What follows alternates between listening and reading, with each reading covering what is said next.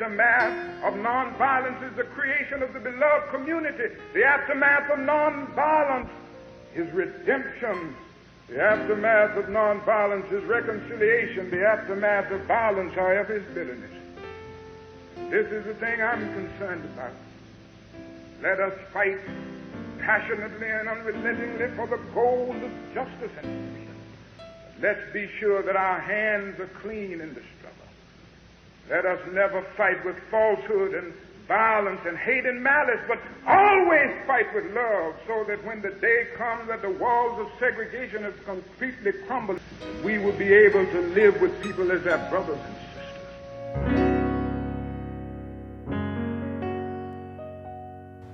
Hello, my name is Vizaskia Crockrell, and I'm the Director of Equity and Social Justice for the King County Council.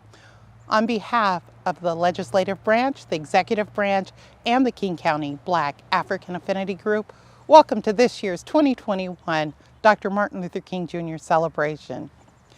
And being that this is a virtual celebration, I want to encourage you to call everyone in your home, your office, or wherever you are viewing this year's event. Call them into the room to experience this year's celebration. We also want to recognize our elected and appointed officials, and specifically Executive Dow Constantine and Council Chair Claudia Balducci, who you will hear from later in the event. Now, this year's theme is creating the beloved community. Dr. King often spoke of the beloved community as a way of transforming people and relationships and creating communities grounded in reconciliation, friendship, and human dignity. A key principle in creating the beloved community is nonviolence as a powerful expression of courage, understanding, trust, and love. He also spoke about the triple evils of poverty, racism, and militarism being forms of violence that exist in a vicious cycle. He spoke to the triple evils as being interrelated, all-inclusive, and standing as barriers to our living in the beloved community. He said that when we work to remedy one of those evils, we affect all of those evils.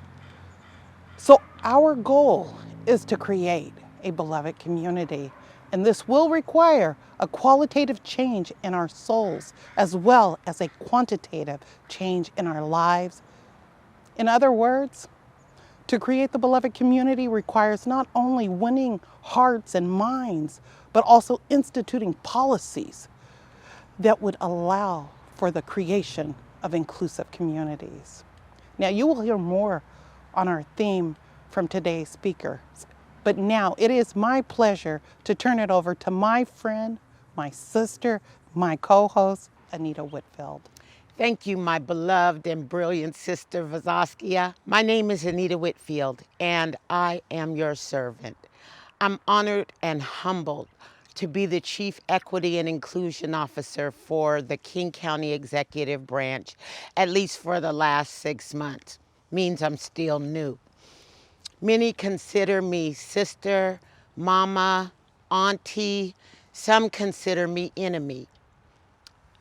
But just like all of you who are here together doing this work, I am the hope and the dream of the slave. My walk has been filled with potholes and bumps, but it moves ever forward toward a place where generational humanity is replaced with the beloved community. As our namesake, Dr. Martin Luther King said, I choose love, because hate is too big a burden to bear.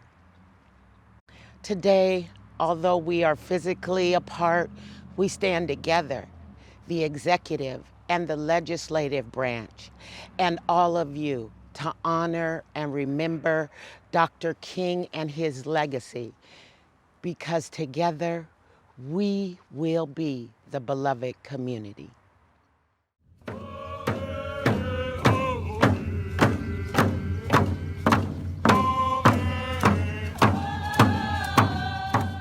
Welcome everyone. My name is Christian Bishop and I am a proud descendant of the Swinomish tribe in Skagit County. I consider myself lucky to be able to do this land acknowledgement on behalf of the Native American Leadership Council of King County. It's an honor to be able to participate in the celebration of Dr. Martin Luther King Jr. and to honor him for his work for equality and civil rights in America. A land acknowledgement is not a political ploy to check boxes. A land acknowledgement is an important step in the right direction to acknowledging the atrocities suffered by indigenous peoples across the whole continent. Reading from a script is not sufficient. Googling local tribes and mentioning them is not sufficient. Finding a connection to the land and a connection to those natives and indigenous peoples who have been displaced from that land is necessary. So please listen with hearts open and give thanks to the land with me. So let us acknowledge the people whose land we are on. Thank you to the Duwamish, the Muckleshoot, and the Snoqualmie peoples. Thank you to all the tribes in Washington State. Whether federally recognized or not, thank you for sharing your lands. I'd also like to thank all natives and indigenous peoples living and working in our communities and let them know that we welcome them as family. In closing, I'd like to take a line from the chairwoman of the NALC and say, I feel it is crucial to do what you can to remember the true history of how you got here and to work towards fixing the injustices that still exist for the indigenous people who are still here. Thank you very much for your time, and remember, we are all one and we must live as one with the land.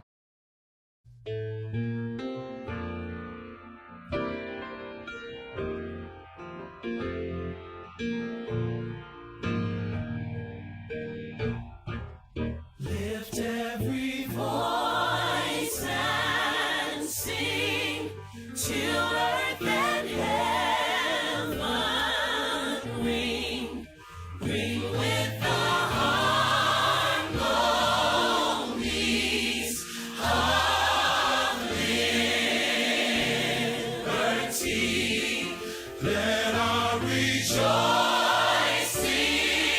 rise high as the listening sky. Let it resound resound. loud as the rolling sea. I like this part right here. Come on. Sing a song full of the faith that the dark past has taught us.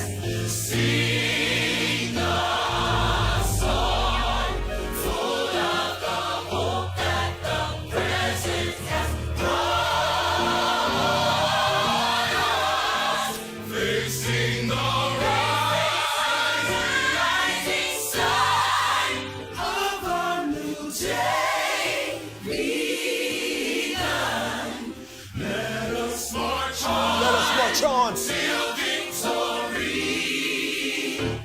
is won. Now we add a little something to it. Just to encourage you. We're gonna take you to church right now.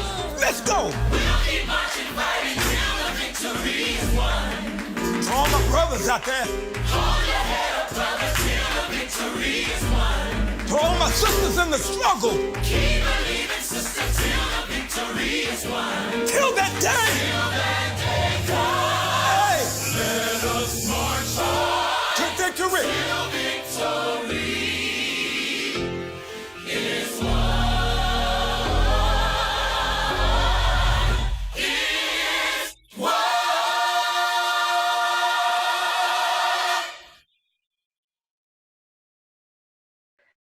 Greetings. My name is Cecilia Hayes, and I am the Equity, Social Justice, and Engagement Manager for Executive Services here at King County. And I am doing the pouring of the libation for our ancestors. Uplifted ancestors, guides, fierce protectors, and skilled healers, please stand with us, your children from many shores. Be with us in this moment and guide us along this road with cool heads and clear minds. We are root of your root, soil of your soil, bone of your bone, and blood of your blood. Dear ones who hear our sincere cries and know our deepest needs, grant us the gifts of health, wealth, and prosperity so that we may honor and grow your legacy. We have not forgotten our commitments to those who cleared our way, and we vow never to forget. Thank you, Ashe, and Amen. I pour now for the ancestors we know and who have brought us safe this far.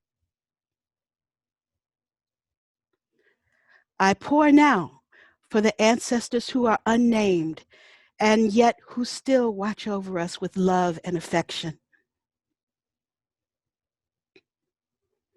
And I pour now for those who are yet to come and who will celebrate us with glory and thanks once the time arrives.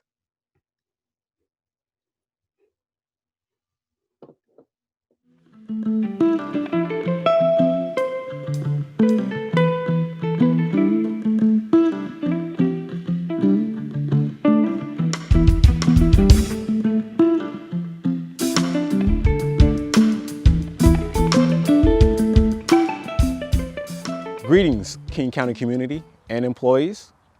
Welcome to our 34th annual honoring of Reverend Dr. Martin Luther King Jr.'s legacy. I am Jabari Hampton, speaking to you on behalf of the Black African Affinity Group in partnership with Executive's Office and the King County Council. Our theme for this year's celebration is creating the beloved community. The undertones throughout today's program will encompass acknowledgement, acceptance, and alliance, which are the core elements necessary for the creation of a beloved community. These annual events honoring Dr. King's legacy are important, not simply to reflect on the life and work of a great soul who led a movement that infinitely reshaped this nation, but to also remind us that despite the groundbreaking work the civil rights movement accomplished during that era, the events over the past year managed to highlight just how much more lies ahead. 2020 was a pivotal year. It will be remembered and referenced for many years and possibly generations to come. This pandemic brought our world as we knew it to a screeching halt. This transformational pause also exposed the deep systemic inequities that exist within our governmental and structural institutions. Black, Indigenous, and Latino Americans, for example, all have a COVID-19 death rate of more than 2.7 times higher than white Americans. It was evidence such as this, as well as the murders of unarmed Black people by law enforcement, which commanded King County and other agencies around the country to declare racism to be a public health crisis. Not because it was popular or political, but because it is an emergency worthy of the same urgency, awareness, and prevention measures as every other threat to community health. Declaring racism to be a public health crisis, however, is just the beginning. We understand this best from Dr. King, who once said, "It may be true that morality cannot be legislated. It may be true that behavior cannot be regulated. It may be true that the law cannot change the heart, but it can restrain the heartless. It may be true that the law cannot make a man love me, but it can restrain him from lynching me." Therefore, it is our shared hope and mission. This policy lays the foundation for collective healing and intentional actions that produce equitable outcomes. And through the inspiration of our current and former civil rights leaders, the members of the Black African Affinity Group and all affinity groups understand we must work together to achieve collaboration. So again, I welcome you to join us in creating the beloved community. Thank you.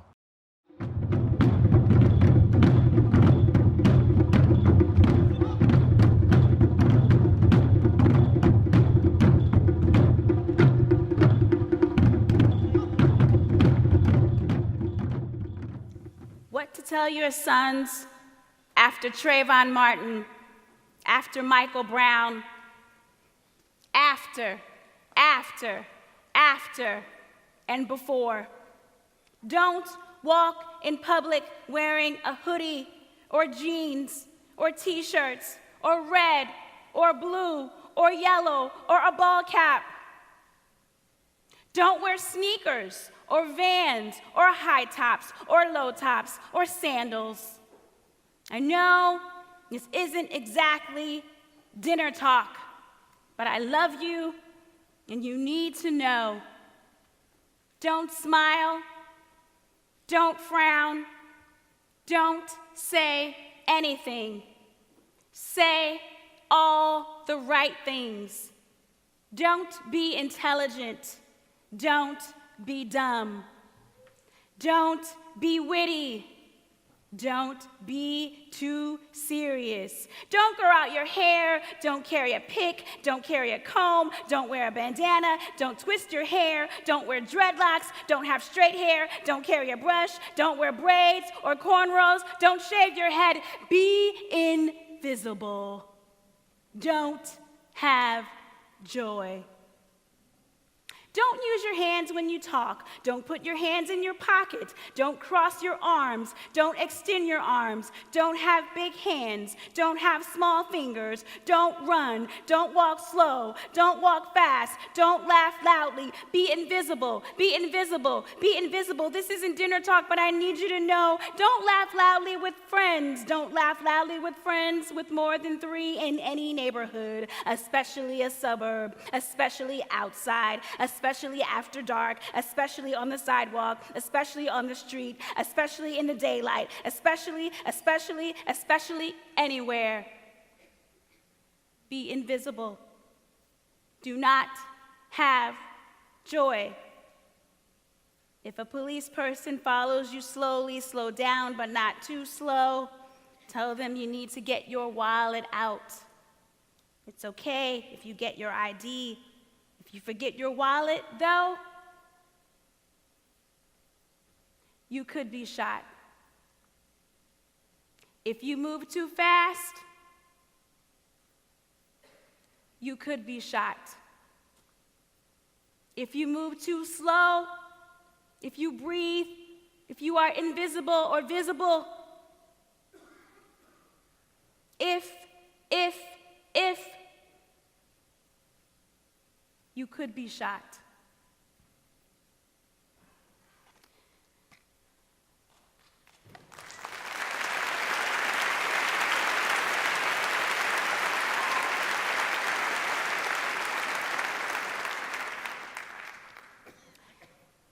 As a writer, I want to provide an open doors for readers and listeners to walk through. I invite you to enter. I desperately want to create change in the world. And that change for me begins with a pen and paper. I think it's important. I think it's necessary. As a mother of 2, I want to let other mothers know that your fears and your anxieties and your worries and your sleepless nights are heard and understood. At the same time, I feel a responsibility to talk about things that make people uncomfortable. I want to stand up for marginalized folks and talk for people who maybe will never be at a TED Talk or in front of a microphone. Radical change moves beyond the surface. Real and true allyship is composed of compassion, empathy, and action.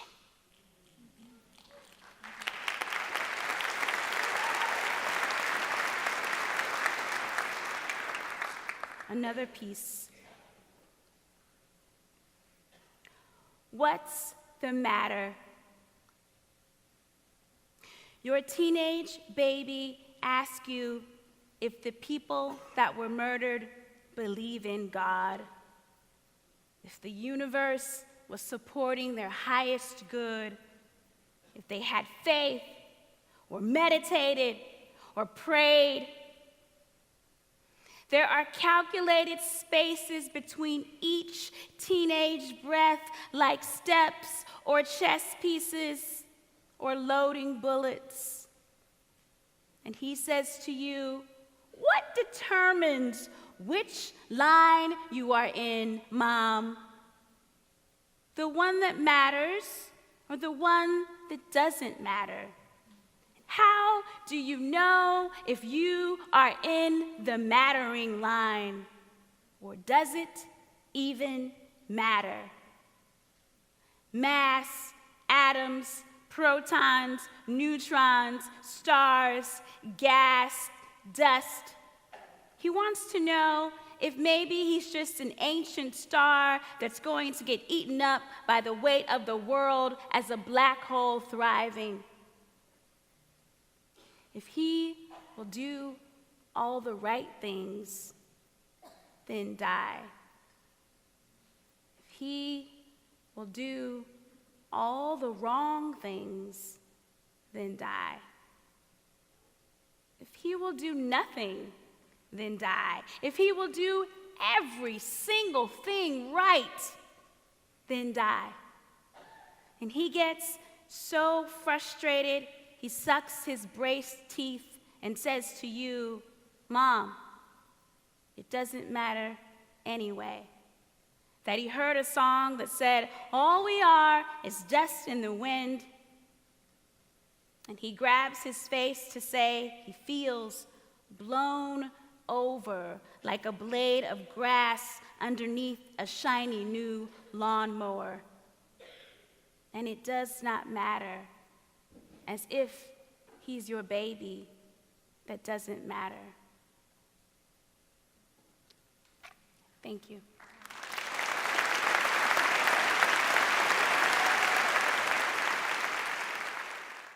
It is now my pleasure to introduce our County Executive, Dow Constantine.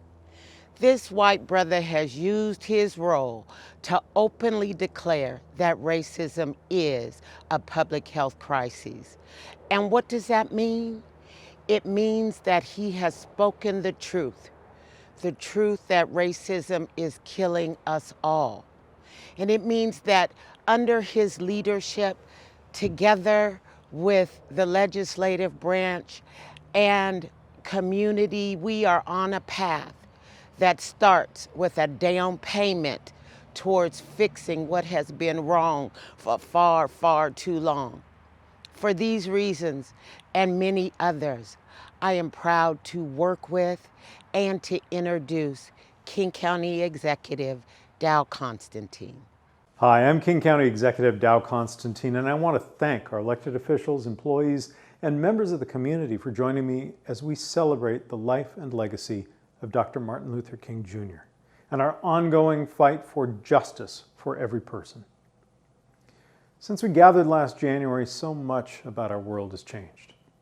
The COVID-19 pandemic has taken too many friends and neighbors from their families, and those lost have been disproportionately Black, brown, Indigenous, and other people of color. And the toll has gone beyond health, inflicting some of the worst economic harm in decades, with too many families struggling to stay in their homes and put food on the table. While we've battled the pandemic over the last year, the brutal murders of George Floyd and Breonna Taylor and so many Black Americans have ignited a renewed call for racial justice and ending the systemic racism that has held down so many and held back our nation for far too long.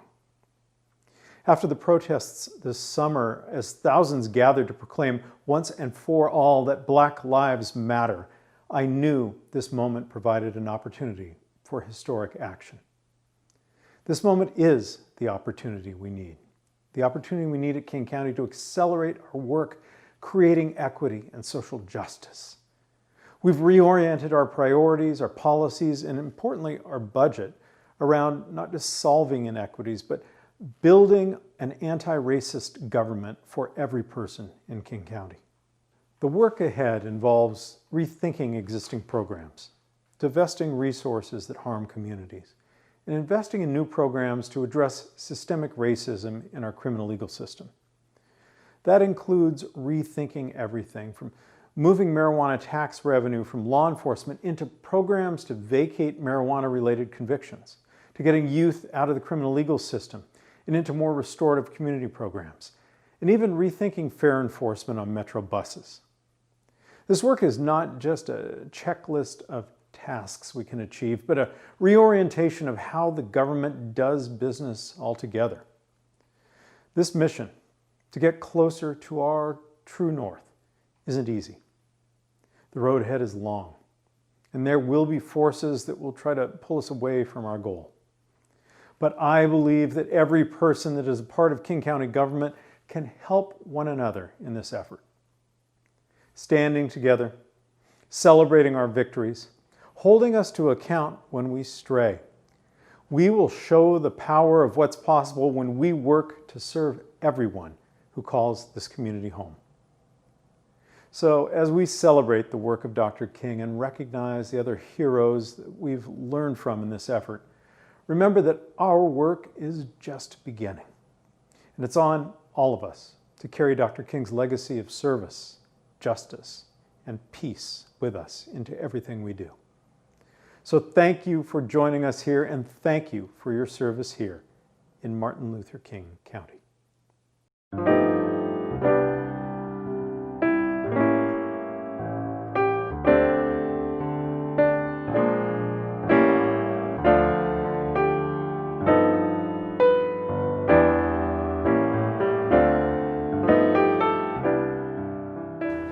It gives me great pleasure to introduce our next speaker, King County Council member Claudia Balducci, representing District 6 and chair of the King County Council.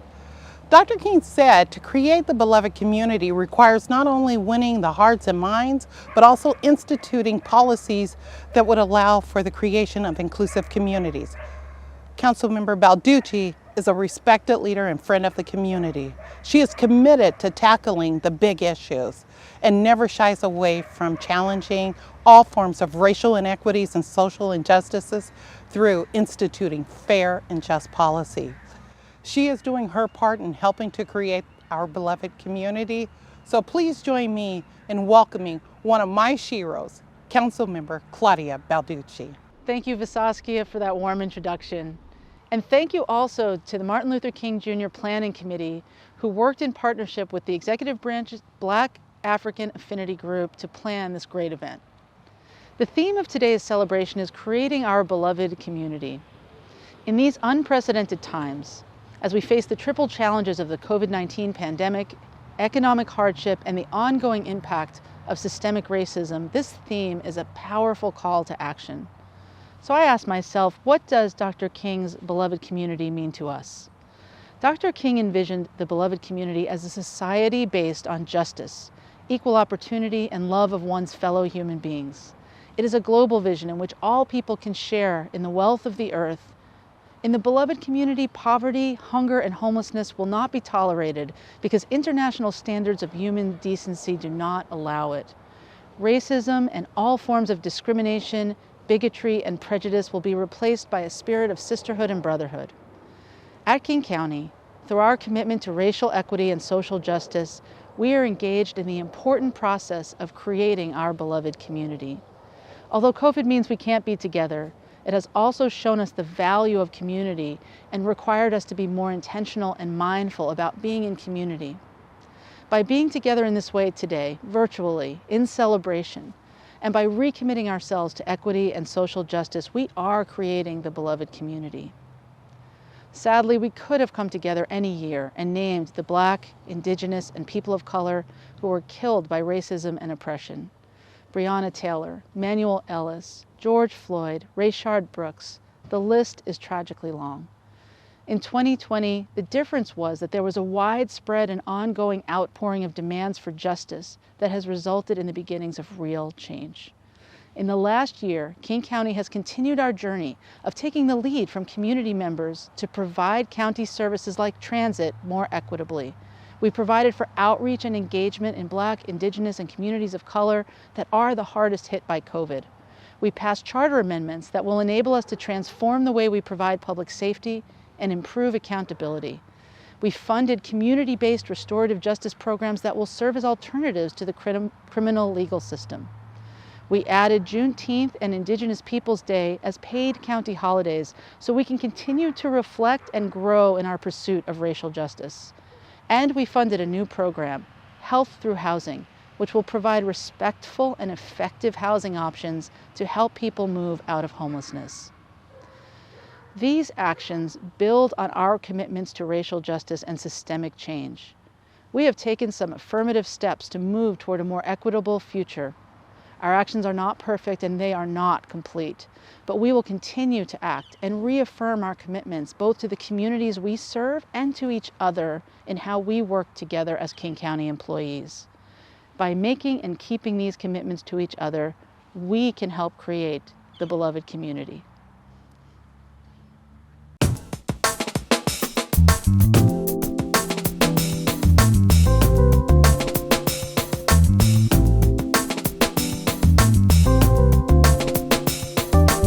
There's no township, there's no city, there's no county, there's no province anywhere in the world who has given itself the honor of having its namesake, the Reverend Dr. Martin Luther King Jr., and because of that, we should be extremely proud of that fact. Now it is my pleasure to move us to a very special part of this year's agenda, the Larry Gossett Service Award presentation. Councilmember Gossett was, as we like to call him, the conscience of the King County Council. He made sure that we never forgot what it meant to support the people who are the most marginalized and had the least voice in county government.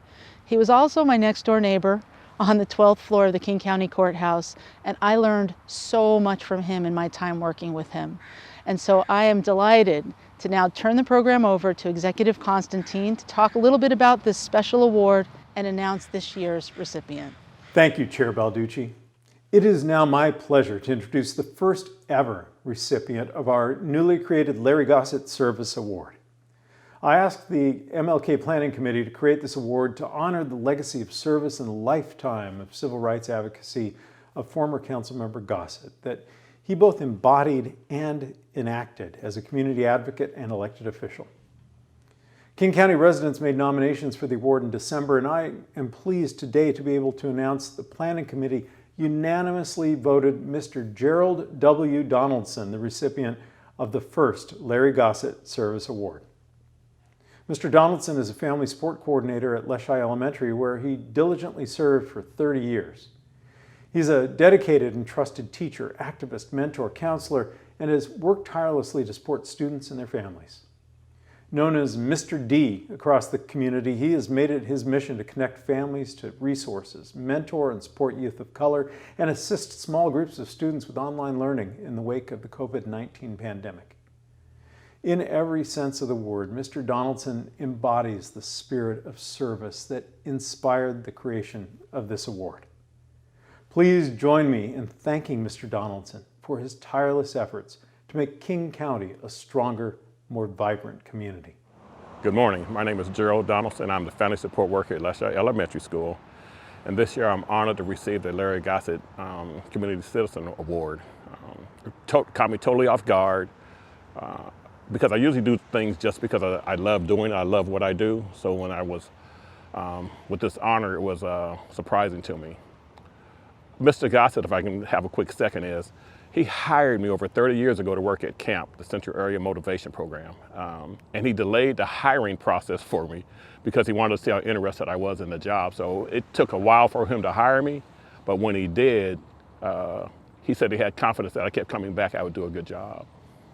At that time, I worked at 3 high schools in the North End, and one in particular, my high school guidance counselor, Joan Roberson, was there. And I spent a lot of time in her office at high school, and she said I had to pay her back. And between Mr. Gossett and Ms. Roberson, it's ironic that everything came to light and this award was given to me. So again, I'd like to thank them, the community. This is not just my award, this is the Leschi families, and in particular my babies. Without them, I wouldn't be here. They inspire me, they drive me, and they keep me motivated year round. So I want to thank them in particular and say, this is given to me, my name, but it's our award in general. So thank you for your support, and I love you. Thank you.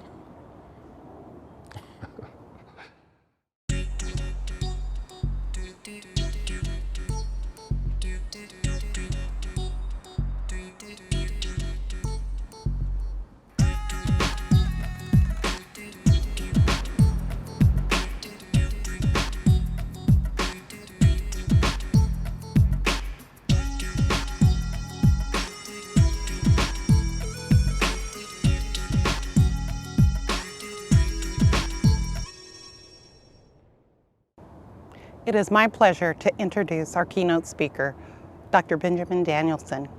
Dr. Danielson is a graduate from Harvard University with a degree in ethology. He received his doctorate from the University of Washington School of Medicine, where he specialized in pediatrics. For the past 21 years, Dr. Danielson has served as the Senior Medical Director for the Odessa Brown Children's Clinic. An esteemed physician, he provided resources, advocacy, and clinical service to our most vulnerable and marginalized children and families, predominantly communities of color. Dr. Danielson has played a huge role in addressing issues of public health, healthcare delivery, foster care advocacy, youth justice issues, diverse mothers and babies, anti-racism, and social justice issues.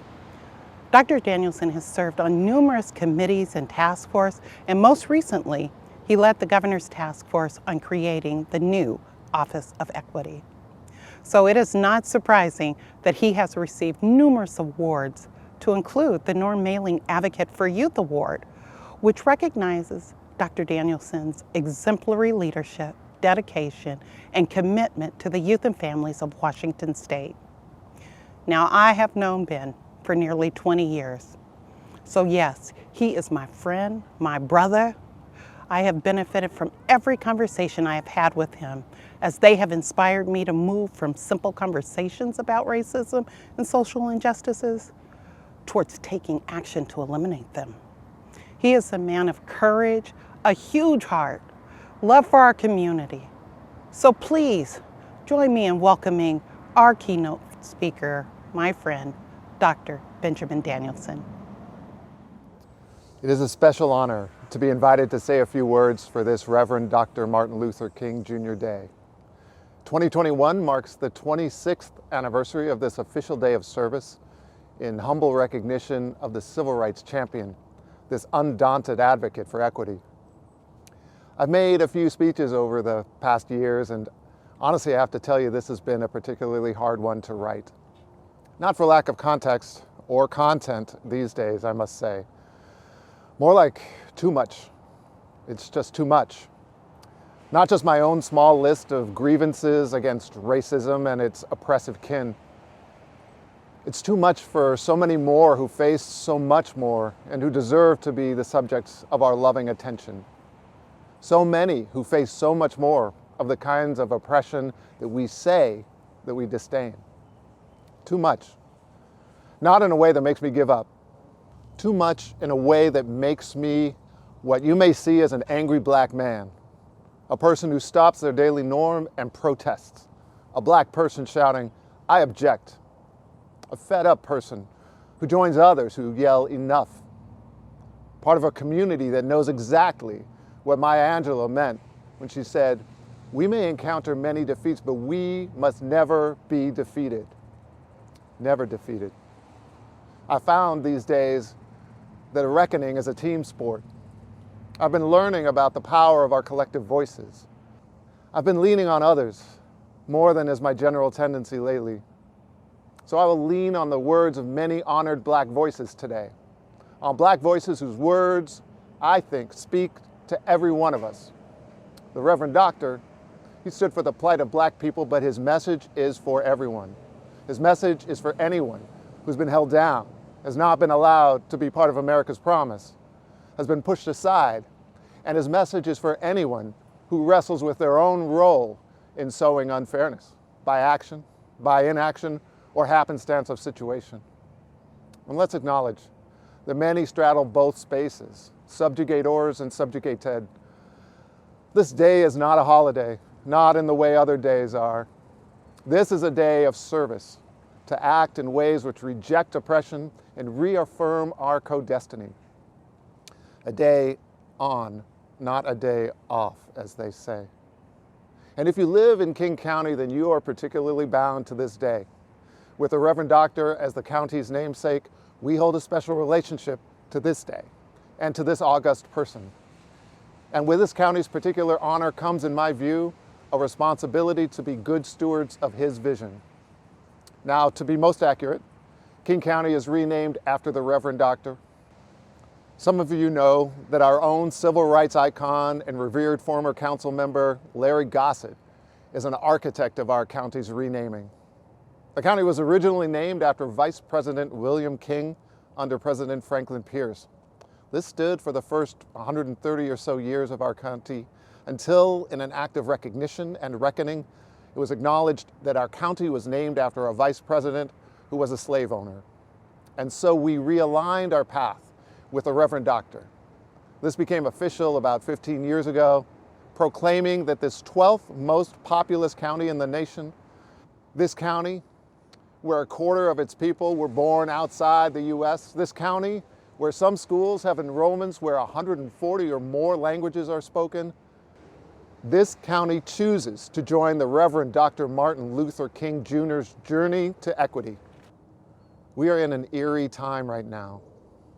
We are unsettled and swaying a bit after many intense months, teetering with aches of trauma, angsting with the flickering prospect of hope, noticing brief meteorites of joy amid the background of hardship's dark skies.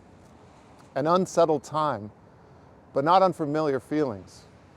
In his final speech, 52 years ago now, and less than 24 hours before James Earl Ray assassinated him, Dr. King used these words: "The world is all messed up. The nation is sick. Trouble is in the land." He went on to say that the dark skies reveal for us the opportunity to see the stars more clearly. That darkness was the right time for reflection. In a surprisingly hopeful way, he named a challenging forecast when he said, "We've got some difficult days ahead." And I hear him saying that the difficult path is really the only path to a better world, a better nation, a better county, a better us. Dr. King said, something is happening in the world. The people are rising up. I feel him saying our past is creating our present, and it is inviting an aspiration for the future. This message, it's both timeless and especially timely, especially right now, because an unsettled moment is a moment unforetold. So anything's possible. Which makes 2021 a really special time for reflection on this day that honors the Reverend Doctor. Trouble is in the land, but somehow in a hopeful way, something is happening. Something is happening. A reckoning is at hand. Are we ready to act? Are we ready? Are we willing to be part of the movement that creates a new unity? It would require that we own our role in drawing up the plans for tomorrow. Terry McMillan wrote, "Can nothing make your life work if you ain't the architect?" Are we ready to make visible our values, be the architects? I think we need to start with reflection. Heed the Reverend Doctor and use dark skies to see the stars better. The past year has brought us some remarkable lessons, astronomical challenges, and lessons coming from many directions. Lessons about the many facets of a global hardship, lessons about confronting our country's racism, lessons about adjusting, compromising, desocializing, and yet remaining connected. Lessons about gaping national divides, lessons born out of deferred and diminished celebrations, lessons in contradictions, like making disposable the workers we name essential. We've discovered that we're able to mobilize and protest and march and occupy. We've discovered that our shared sense of truth and humaneness can be eroded by our nation's highest offices. We now know just how fragile our democracy really is. We know now that we are able to adjust beyond our own expectations and redefine our joys. We have reintroduced a racial reckoning, which has sunrised the prospect of meaningful change, the prospect of dismantling the vehicles of hate and oppression. So this is undeniably a special year for a Reverend Dr. Martin Luther King Jr. Day. You might sense in me some awkward vulnerability today, such as the raw closeness and the rough, unpolished relationship that I have with this reckoning.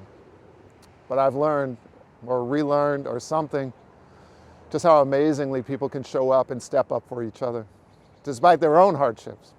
People reach out with unambiguous support, asking one simple question: how can I help? Such is your spirit of humanity, especially when maybe trouble is in the land. I've learned about the power of loving relationships and the struggle against racism, and it makes me dare to think our power to transform society is greater than even we imagine. Unlike the US president of the past 4 years, we know how to open our eyes to our past. We know that we must know our real history. We know that we can't defend the eponymous monuments to racism that have dotted this country, including this state. Eyes open. This is how we teach our children, how we invite our youth to design, sculpt, and realize peace and justice, how we form a more perfect union. This is our work to do. We each own it. We each hold accountability for it. We've seen it as our responsibility and the product of our labor, or else it will never truly happen. Our county chose to draw the connection between each of us and the Reverend Doctor. That is an act of beautiful disruption, an expression of audacious power, a reminder to each of us, especially our youth, of our collective power. Knowing our power is what the Reverend Dr. Martin Luther King Jr. helped people realize. Power in the 1950s and 60s in stoic defiance of the gnashing bite of dogs, the shredding pulse of fire hoses, the pummeling thud of police clubs, the oppressing privileged seats of political position. Power of the people, dauntless. Dauntless despite the extinguishing force of the bomb in the church, despite the rope dangling from the branch, despite the crosshairs of the assassin's rifle. Power despite the attempted erasure, by incarceration, by community displacement. Power in the repudiation of barriers to education and voting and healthcare and opportunity. In this county, right now, we can't give up our power. Alice Walker said, the most common way people give up their power is by thinking they don't have any. We possess a potency, a power that can overcome even our own skepticism. We have the power to overcome a bad circumstance, a bad policy, and yes, a bad president. I've had the great honor of working in a place that remembers the power of our community, that asserts the power of people to be the architects of spaces where they are beloved, know belonging, and experience unquestioned dignity. The Odessa Brown Children's Clinic traces its roots to the efforts of individuals in this county's Black community. The clinic is named for a Black woman, was brought to life by women, has been guided for 50 years mostly by women. It is the strength of women that author, construct, lift up, and hold communities together. Judith Jamison, dancer, choreographer, and leader of the Alvin Ailey Dance Theater, said, "Women are blessed with a jewel of strength that glows all the time. This strength, this glow must continue to light our path, reveal to our brains what our souls know, catalyze our continuing growth, guide us like Tubman. This is the year to know and draw upon our re-understanding of our past, near past as well as remote past. This is the year we examine and act on James Baldwin's words when he said, history is not the past, it is the present. We are our history. Even the hardest of years, the hardest past, like 2020, are part of us now. And as part of us, we're offered the potential to be better. It would be tempting. It'd be tempting to enter this year wishing to sigh with relief and try somehow to close the door on last year, never to speak of it again. It would be tempting to say, thank goodness that year is over, as if to close a book. And I'll probably disappoint you a little to say that we must not pretend to put 2020 behind us, never to speak of it again. It will probably disappoint you a little in your exhaustion to say that 2021 has to be a year with the hard work of recovery and advancement and the discovery of renewal and joy. This is the year to live into the spirit of our county's name and its namesake, to reflect on the past and ask important questions, to re-examine the status quo before last March and ask ourselves, do we really want to go back to what we called normal? Should we really try to go back to what we called normal? Should our architecture rebuild the same normal that allowed for the inhumanity of separating families at our borders, the normal of displacing historic communities, the normal of criminalizing homelessness and mental health conditions and Blackness, the normal of undoing environmental protections and tearing up international treaties, the normal of using claims of injustice to justify injustice, let me say that again, using claims of injustice to justify injustice. For the word injustice, you could insert words like fake news, election fraud, violence, discrimination, etc. For example, using claims of election fraud to justify election fraud. I've seen this strategy. I've seen it used locally around me as well as by that tyrannous president. Normal has not been kind to the journey of equity. We must keep urging ourselves forward. We must know we are our past, but we must not seek to climb back into that past place. We have to draw even further on our power, continue to hold the architect's pen. We've not crossed some magical finish line on a New Year's Eve or after a nation's election's inauguration. Just as Civil War and Emancipation Proclamations and constitutional amendments did not end the subjugation of one people by another people.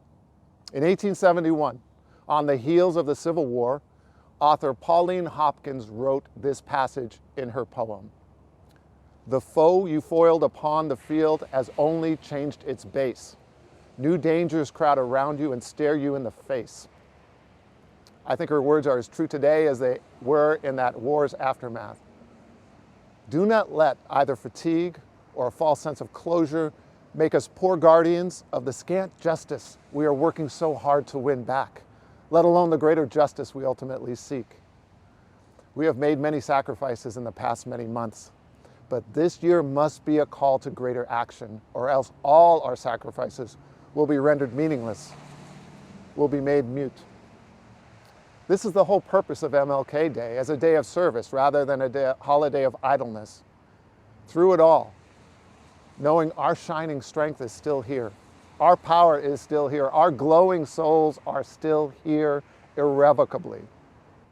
Even as we reflect that suffering has spread wide but not evenly. In 2020, the world's 500 richest increased their combined wealth by an ungraspable $1.5 trillion. This is the fruit of oppression. Ida Wells, born just 6 months before the Emancipation Proclamation, described enslavement's goal to, quote, dwarf the soul and preserve the body. Today as before, both dwarfing the soul and preserving the body are necessary to perpetuate injustice and oppression. We still wear down the spirit of aspiration for some, as we ask them to carry on the physical and essential roles that keeps others in comfort. Oppression has more subtle faces than overt ones these days. BIPOC are set against BIPOC to distract us from greater justice. Progress is undermined by even those who toil in equity's work. We settle for marking progress with talk of eliminating gaps compared to whites, rather than hearing BIPOC communities name and reach their own definitions of progress. We build bodies of work, offices, committees, positions, all with the word equity somewhere in them. But we don't invest them with the soul, the strength, the power to hold organizational leaders truly accountable. We allow ourselves to be sidelined from accountability ourselves. We talk ourselves out of our power to hold institutions responsible. We wait. We wait for someone else to do the work of lifting up peace and justice. We wait. We wait for someone to draft the blueprints of equity. We wait for someone else to construct beloved communities. We wait. We wait, each of us, good people with good intentions. The Reverend Dr. Martin Luther King Jr. was teaching us about this very thing as he sat in a jail cell in Birmingham in 1963 composing a letter. He knew that, despite being good people, we can allow rules to be constructed, rules like policies and organizational structures and laws themselves that are actually harmful. He knew that, in his words, groups tend to be more immoral than individuals. We all know this too. We all know of good individuals who work within immoral organizations.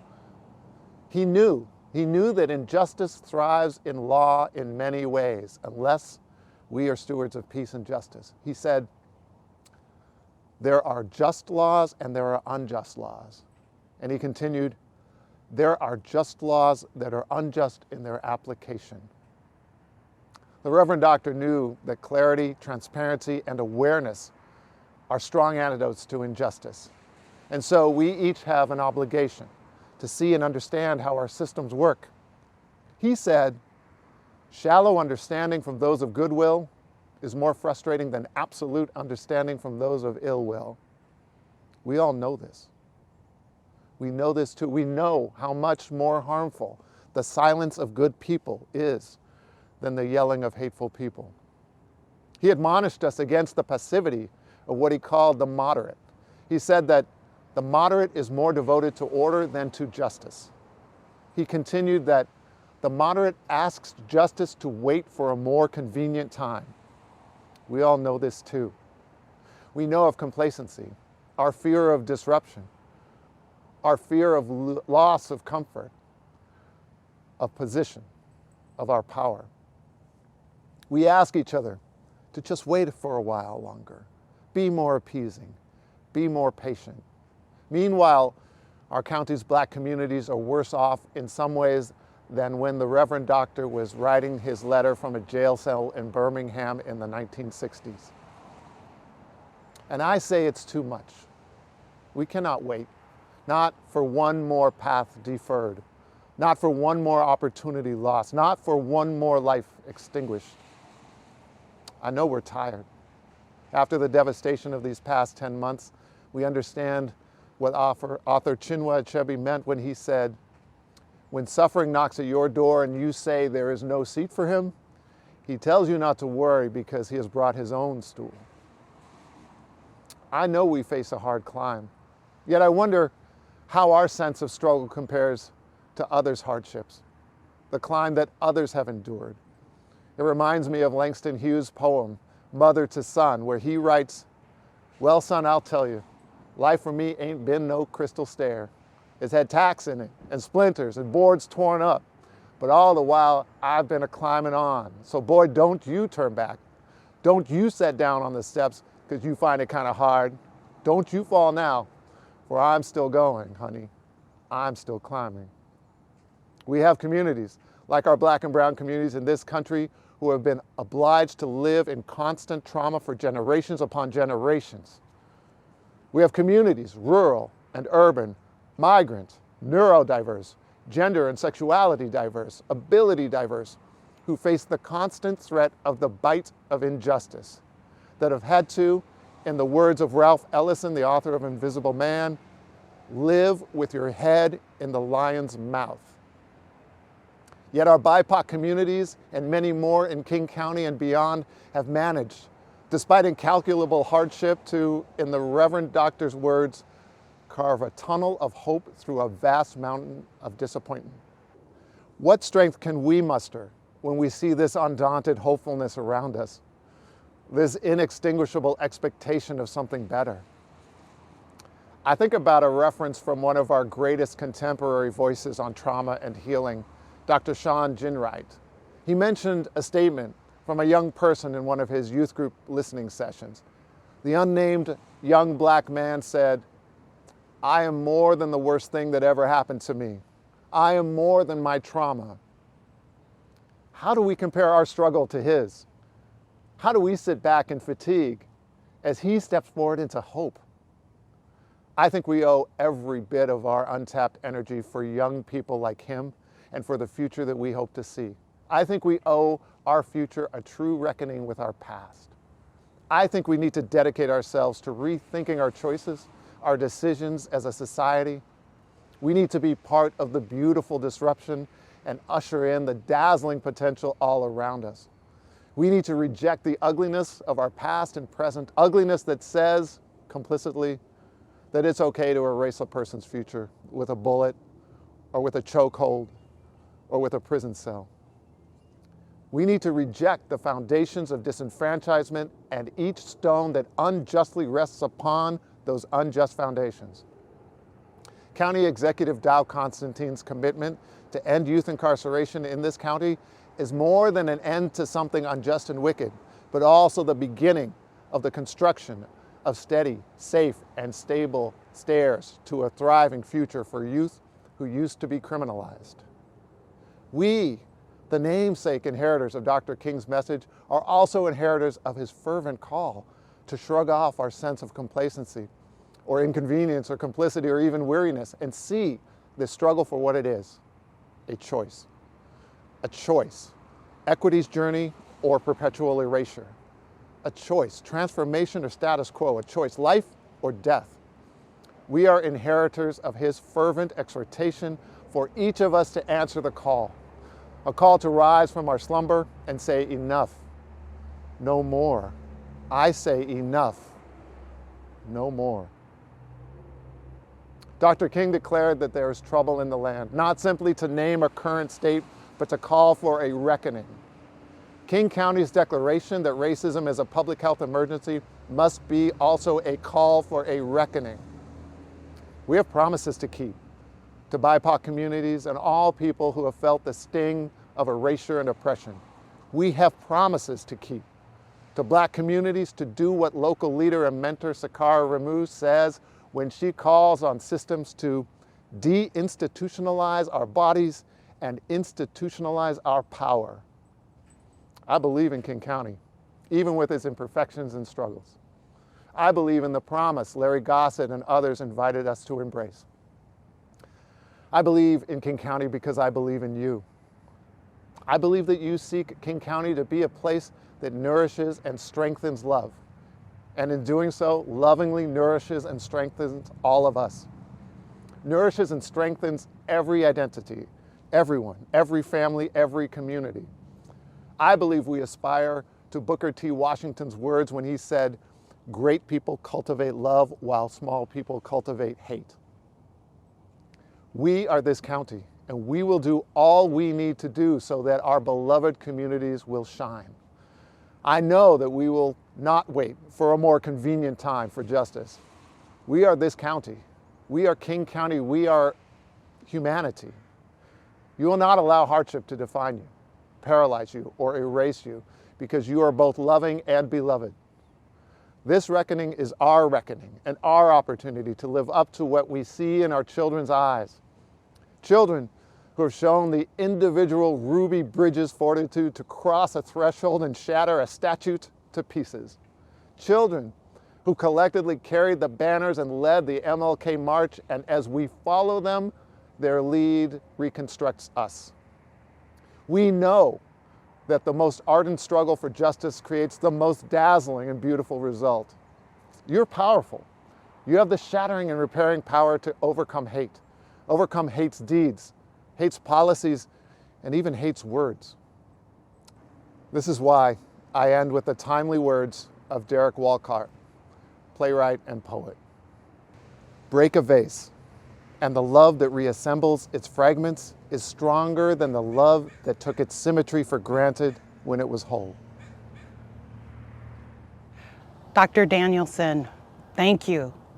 Thank you for sharing your brilliance and insight on creating a beloved community. I'm sure everyone that was able to participate in today's celebration will walk away with a far better understanding of the devastating impacts of racism and poverty. You have given the call to action, as Dr. Martin Luther King Jr. did when he said, if you can't fly, then run. If you can't run, then walk. And if you can't walk, then crawl. But whatever you do, you have to keep moving forward. So once again, thank you, Dr. Danielson. It has been an honor to serve as one of your co-hosts for this year's Martin Luther King Jr. celebrations. I hope that you have enjoyed today's events. Now, I will turn it over to my dear friend and co-host, Anita Whitfield, to close us out. Thank you, and God bless. Now, as we close, thank you to the members of the MLK Planning Committee and all those who supported and assisted them. On behalf of the committee and my dear sister Vazaskia, we thank you all for joining us today and for the work you do every day to help ensure that King County is a welcoming community where every person can thrive. My final words for the day are not mine, but those of Congressman John Lewis. He said, A democracy cannot thrive where power remains unchecked and where justice is reserved for a select few. Ignoring these cries and failing to respond to this movement is simply not an option, for peace cannot exist where justice is not served. Peace and power to you and yours. Thank you. We've got some difficult days ahead, but it really doesn't matter with me now because I've been to the mountaintop. I don't mind. Like anybody, I would like to live a long life. Longevity has its place, but I'm not concerned about that now. I just want to do God's will. And He's allowed me to go up to the mountain. And I've looked over and I've seen the promised land. I may not get there with you, but I want you to know tonight that we as a people